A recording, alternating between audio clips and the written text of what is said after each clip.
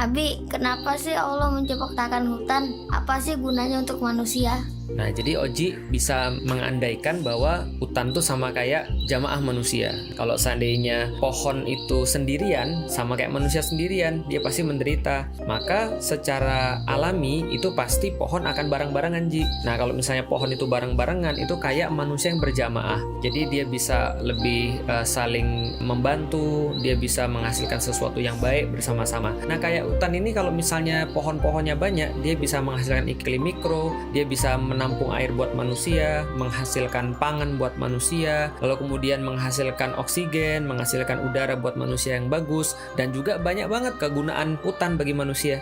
Oh, jadi gitu, Bi. Jadi kalau ada orang yang merusak hutan, sama aja dia merusak dirinya sendiri, Ji.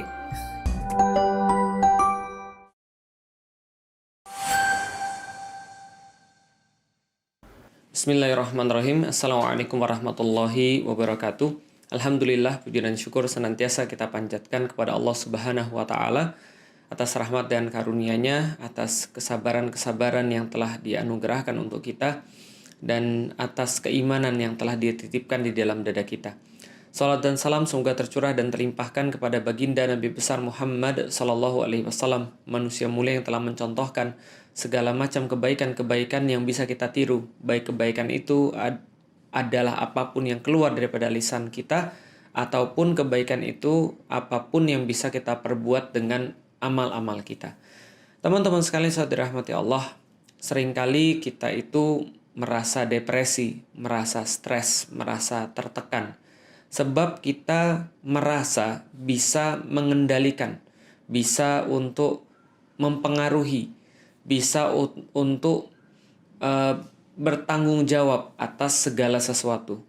Padahal sebenarnya manusia itu dikasih sedikit aja daripada tanggung jawab, tidak semuanya. Contoh misalnya, ada seseorang yang di zaman-zaman ini kita sudah tahu kita banyak sekali diuji dengan kematian, kita banyak sekali diuji dengan kesehatan, banyak diuji dengan harta dan seterusnya. Ketika ada seseorang yang menghadapi orang tuanya harus dipanggil oleh Allah Subhanahu wa Ta'ala dalam kondisi COVID misalnya.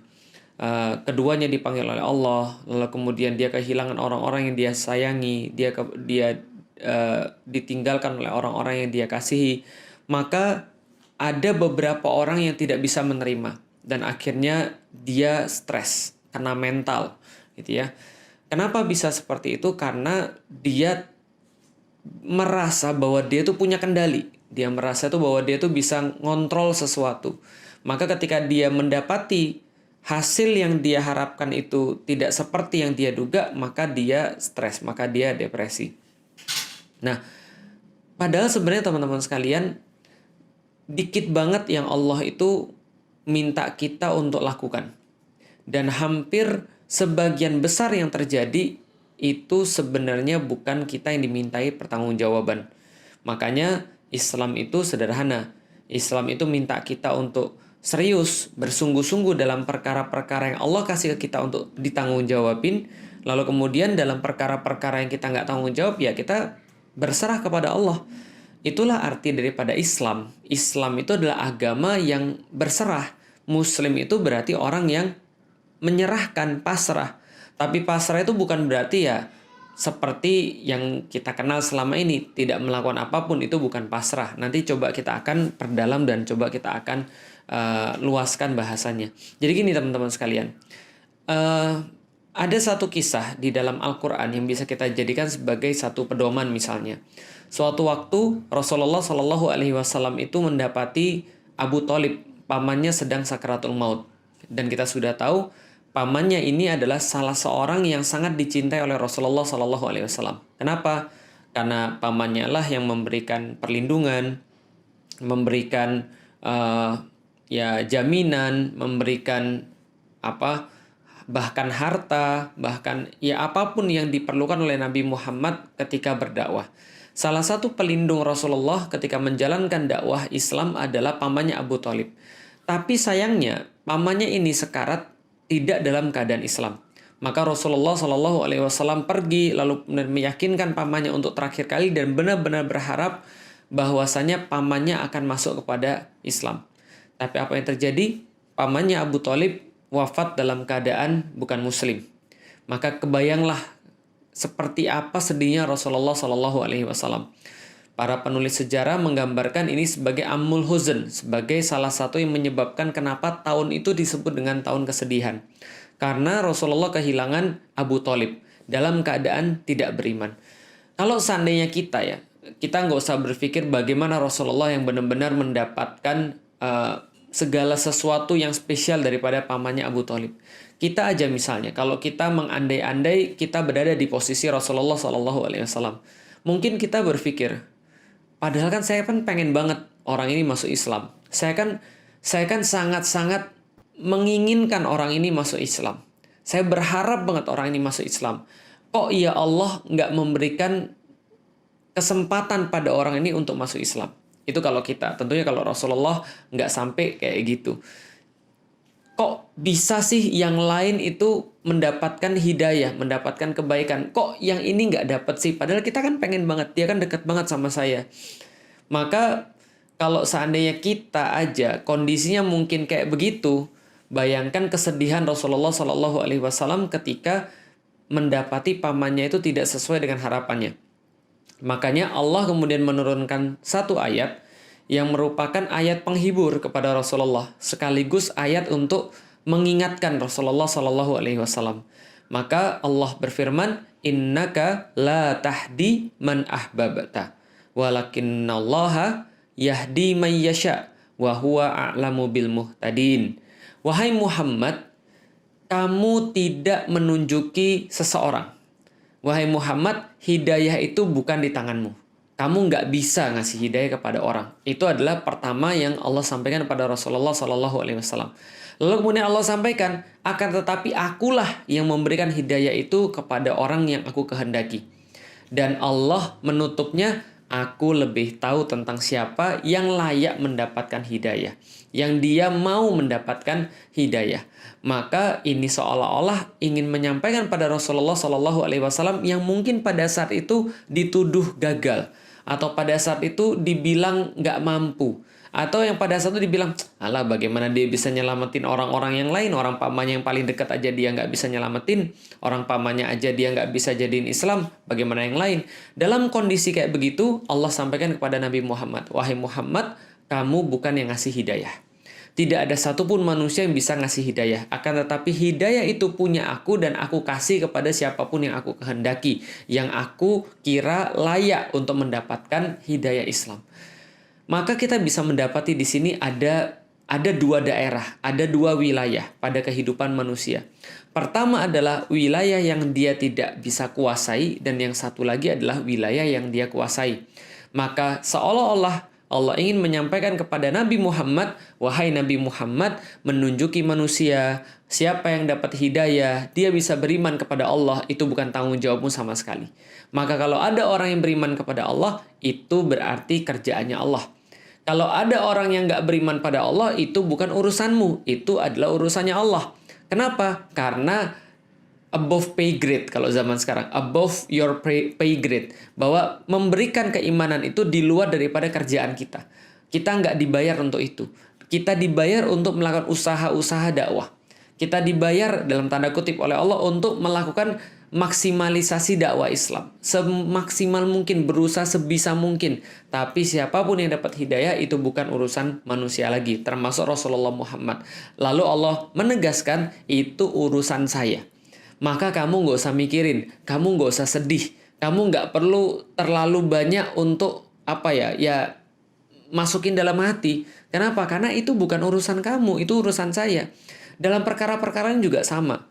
Kadang contoh misalnya, itu kalau Rasulullah, bagaimana Allah mengajari Rasulullah dan tentunya mengajari kita sebagai umatnya Rasulullah Sallallahu Alaihi Wasallam.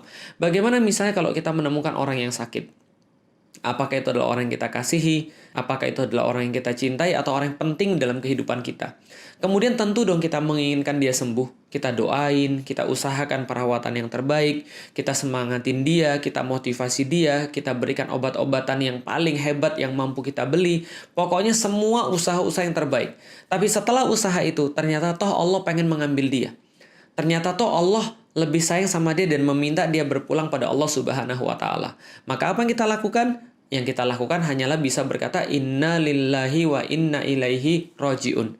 Sedih, iya. Tapi kesedihan itu tidak sampai untuk dalam tanda kutip justru kita melakukan hal-hal yang tidak produktif. Seperti bertanya, kenapa Allah mengambil? Kenapa Allah kemudian tetap menjadikan dia nggak bisa sembuh? Kenapa dia harus mati? Kenapa nggak yang lain? Kita nggak melakukan hal-hal yang nggak produktif kayak gini. Kenapa? Itu bukan urusan kamu. Nyawa manusia itu bukan urusan kamu.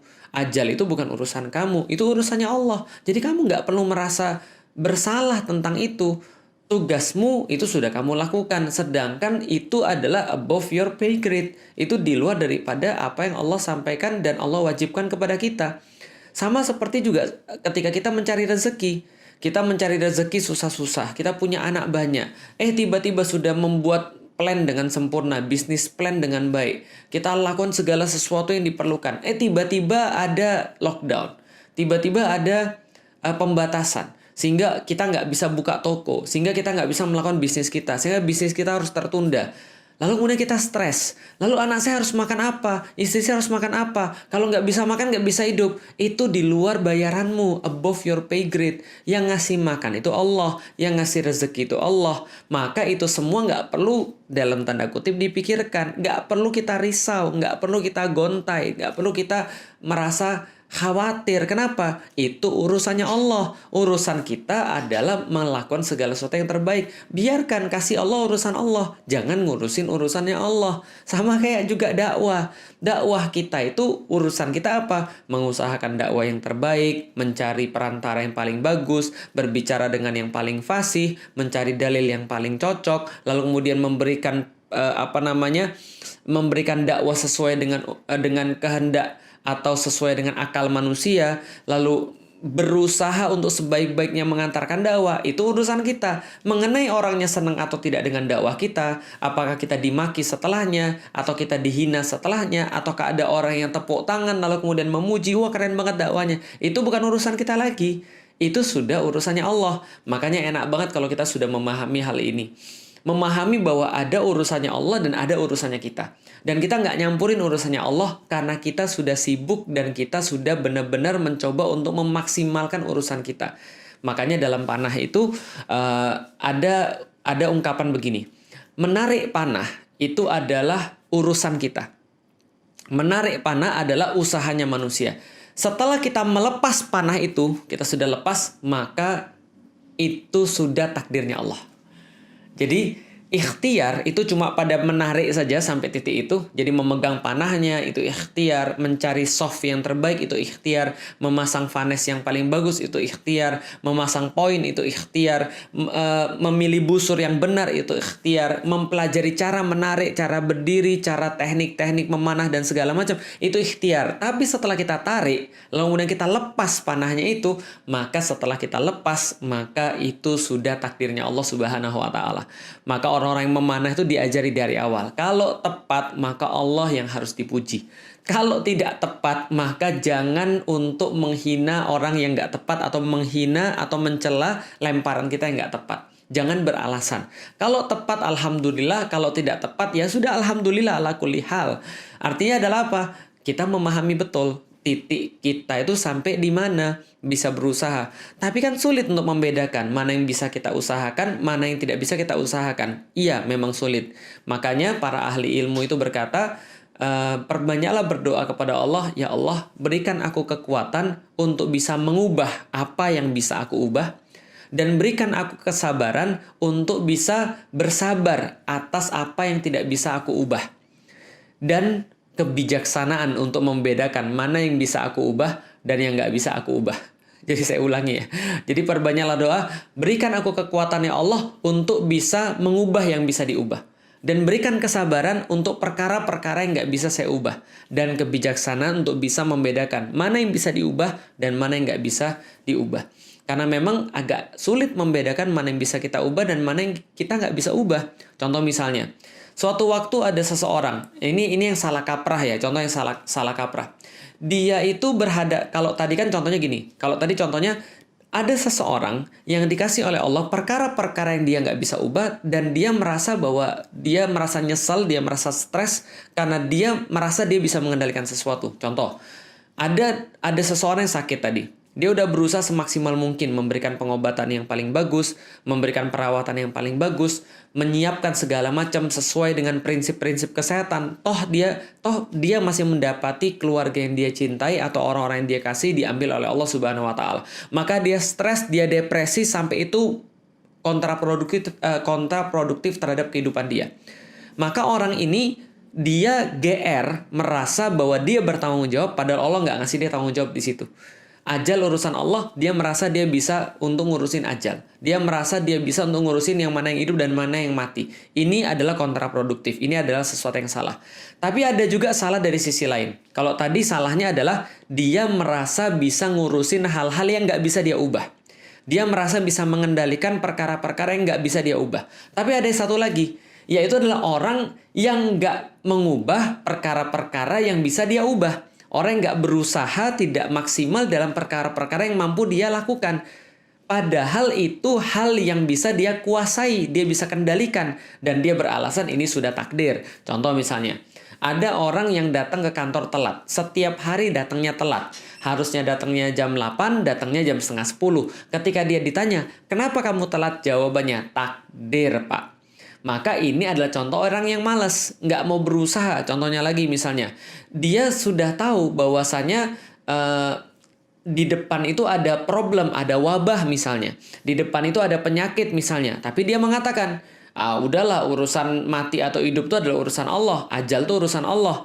Toh kalau saya mati saya juga syahid. Maka dia kemudian pergi ke sana tanpa perlindungan, tanpa protokol kesehatan, tanpa melakukan apapun. Lalu kemudian setelah sampai di situ dia terkena, lalu kemudian dia meninggal. Kalau ada wabah seperti di zamannya Umar misalnya, maka ini adalah orang yang tidak memperhatikan usaha, tidak melakukan ikhtiar. Padahal ini perkara-perkara yang bisa dia kuasai, yang bisa dia ubah gitu maksudnya. Bukan perkara yang tadi, bukan perkara yang sudah menjadi takdirnya Allah Subhanahu wa taala. Atau gampangnya gini, dia ikut pertandingan panah. Ketika ikut pertandingan panah, ini pertandingan panah tingkat nasional. Maka dia datang dengan panahnya, dengan busurnya, lalu orang tanya, kok kamu pakai busurnya kayak gitu? Iya memang terserah aja. Lalu kok kamu pakai anak panahnya nggak cocok sama busurnya? Ya terserah aja dong. Lalu dia ditanya lagi, kamu udah latihan berapa lama? Ya aku nggak latihan. Kenapa? Aku tawakal pada Allah Subhanahu wa taala. Kalau Allah pengen aku menang, aku tetap menang. Kalau Allah pengen aku kalah, ya udah aku kalah. Aku nggak peduli. Kenapa? Semuanya sudah ditentukan oleh Allah Subhanahu wa taala. Fa'alu lima yurid. Allah melakukan apa yang dia inginkan. Kalau Allah menghendaki saya menang, saya pasti menang. Ini juga sama, ngawur. Kenapa? Karena dia tidak melakukan yang seharusnya, dia tidak mengusahakan yang seharusnya dia usahakan. Dia tidak maksimal dalam perkara-perkara yang bisa dia kendalikan. Makanya dalam kasus ini Rasulullah mencontohkan bahwa Rasul ketika pergi jihad fisabilillah itu pernah memakai baju zirah 2 lapis. Kenapa? Karena ini berada dalam wilayah kekuasaannya Rasulullah. Rasul ingin mencontohkan, iya memang Allah pasti akan membantu orang-orang mukmin. Allah pasti akan memenangkan orang-orang mukmin, tapi ikhtiarnya kamu sempurnakan dulu. Kenapa? Karena itulah namanya jihad. Jihad itu menyempurnakan ikhtiar, memaksimalkan perkara usaha. Itu jihad. Maka kalau orang sudah maksimal dalam usahanya, melakukan apapun yang dia bisa, lalu dia berjihad di jalan Allah, maksimal dalam persiapannya, maksimal dalam amalnya, lalu tetap dia meninggal, itulah namanya syahid. Maka kalau ada orang di zaman sekarang, contoh misalnya dia sakit kena COVID, padahal dia sudah melakukan protokol kesehatan, dia udah benar-benar menjaga dirinya, lalu dia masuk rumah sakit, dia mengusahakan pengobatan yang terbaik, dia benar-benar pengen sembuh, termotivasi, pengen cepat sehat, lalu dia mengusahakan obat-obatan yang terbaik, herbal, lalu kemudian obat-obatan dari dokter, bukan obat untuk menaikkan imun, misalnya yang terbaik semua dia usahakan. Toh dia tetap meninggal. Maka kata Rasulullah, siapa yang mendapatkan wabah, lalu kemudian dia bersabar, lalu kemudian dia ridho dengan ketentuan itu, lalu maksimal dalam melakukan hal-hal yang harus dia lakukan, dan kalaupun dia tetap mendapati kematian setelah itu, maka Rasul katakan dia dapat pahala syahid, dan keluarganya ya sudah, ini sudah ketentuan Allah, sudah syahid. Maka yang harus kita lakukan tuh simple. Islam tuh sederhana banget, anti stres. Islam tuh anti kena mental. Islam tuh anti depresi. Kenapa? Karena menaruh segala sesuatu pada porsinya. Kalau kita sudah melakukan segala sesuatu yang kita bisa, dan itu sudah paling maksimal, maka terjadi sesuatu yang nggak kita inginkan, ya udah tinggal bilang innalillahi wa inna ilaihi rojiun. Sedih boleh, tapi jangan sampai itu membuat kita kontraproduktif dengan cara menyalahkan orang, menyalahkan diri sendiri, apalagi menyalahkan Allah. Ini yang kemudian dikatakan nggak benar. Makanya kayak tadi misalnya kayak ceritanya Rasulullah, lalu Allah kemudian menasihati Rasulullah, menghibur Rasulullah, ini bukan salah kamu, bukan berarti juga dakwamu gagal, tapi memang ya ini sudah ketentuan Allah. Udah mau gimana lagi? Itu bukan urusan kamu loh untuk memberikan hidayah, apalagi kita. Jadi ada banyak hal yang kita tuh harusnya nggak usah mikirin. Dan kita itu jadi stres karena kita mikirin perkara-perkara yang harusnya kita nggak mikirin. Kenapa harusnya nggak kita mikirin? Karena Allah tahu kita nggak bisa berbuat apapun. Jadi apa yang kita harus lakukan? Bermaksimal, bersibuk, lalu kemudian berusaha sebisa mungkin dalam perkara-perkara yang kita bisa kuasai. Banyak banget perkara-perkara yang kita nggak bisa kuasai. Makanya, mungkin sebagian besar stres kita itu adalah ketika kita itu merasa bisa mengendalikan segala sesuatu. Merasa bisa mengendalikan anak. Merasa berpengaruh pada anak. Merasa punya kontrol terhadap anak. Maka ketika anak kita berbuat segala sesuatu yang kita nggak suka, kita jadi stres, kita jadi depresi. Kita merasa bisa mengontrol karyawan. Kita merasa bisa mengontrol kehidupan, kesehatan. Bisa mengontrol rizki. Itu yang kemudian kadang-kadang membuat kita itu stres. Makanya Islam itu adalah berserah. Berserah pada apa? Berserah kepada Allah dalam perkara-perkara yang memang kita nggak bisa kuasai. Karena memang kita nggak pernah bisa mengendalikan seseorang in the first place. Kita nggak pernah bisa mengendalikan anak sebenarnya. Maka ya udah berserah kepada Allah setelah kita melakukan segala sesuatu yang bersifat maksimal. Tapi ingat, bukan berarti kita kayak orang tadi yang pergi panah lalu nggak latihan dengan alasan kalau Allah pengen ya saya pasti menang. Ya itu juga salah. Maka perbanyak doa, ya Allah, mudah-mudahan Engkau bisa memberikan saya kekuatan untuk bisa mengubah apa yang bisa saya ubah, kesabaran untuk bersabar dalam perkara-perkara yang nggak bisa saya ubah, dan kebijaksanaan untuk bisa membedakan mana yang bisa saya ubah dan mana yang nggak bisa saya ubah. Teman-teman sekalian, mudah-mudahan Allah merahmati teman-teman sekalian untuk bisa bersabar dalam perkara-perkara ketentuan Allah Subhanahu wa Ta'ala. Assalamualaikum warahmatullahi wabarakatuh.